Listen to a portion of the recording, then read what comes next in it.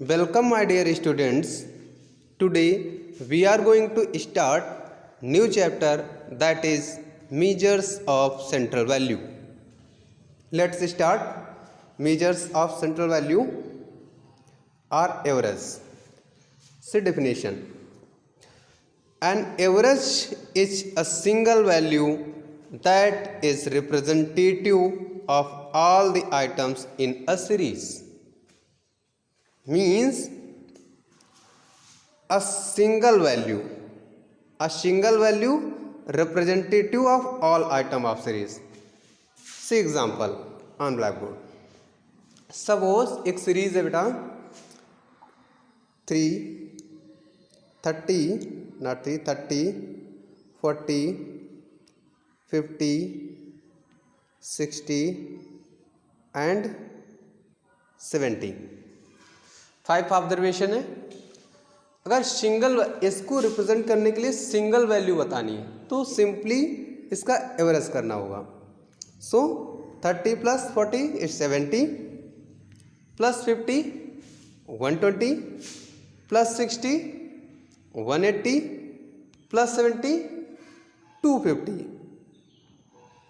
Number of observation 1 2 3 4 5 upon 5 means 50 average जो represent कर रहा है पूरी सीरीज को.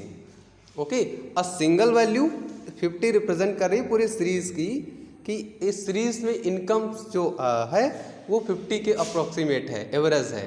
Okay, so an average is a single value that is representative of all the item in a series. Okay,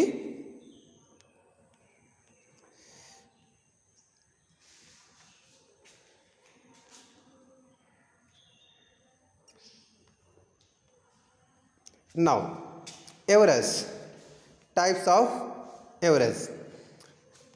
Average broadly categorized into two categories: mathematical averages and positional averages.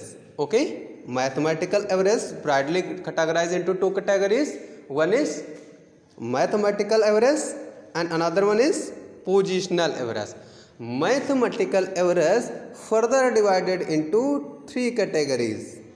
One is arithmetic mean, second one is geometric mean, and last one is harmonic mean. And positional average is further divided into three categories, that is mean, quartile and mode. Today we starting with arithmetic mean. We are going to start arithmetic mean. Okay, let's start. Okay, first of all definition देखते हैं.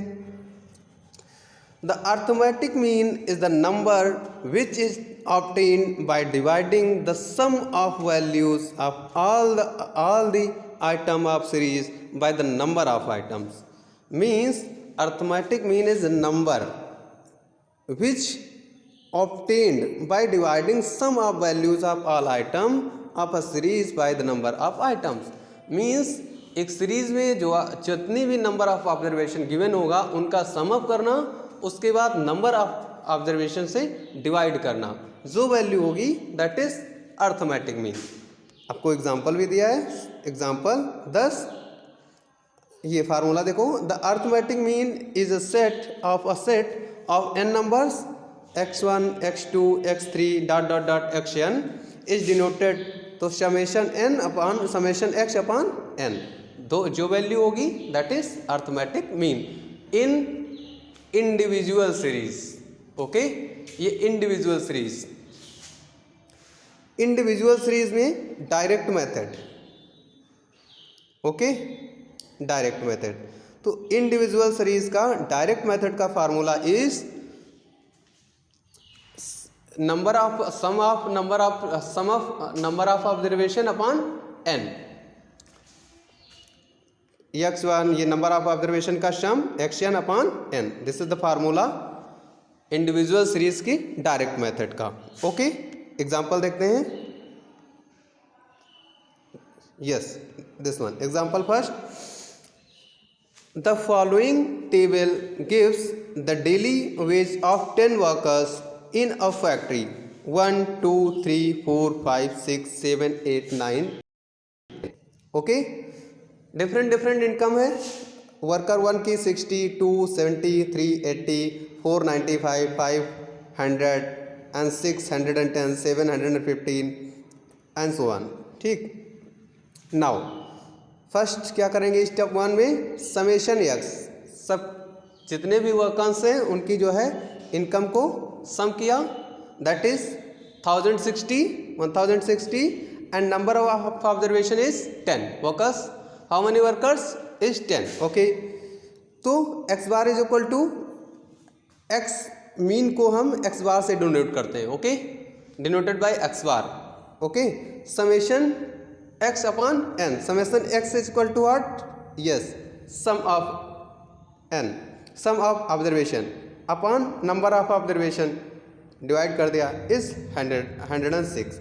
So arithmetic mean average wage rate is rupees 160. Okay, next method in next video.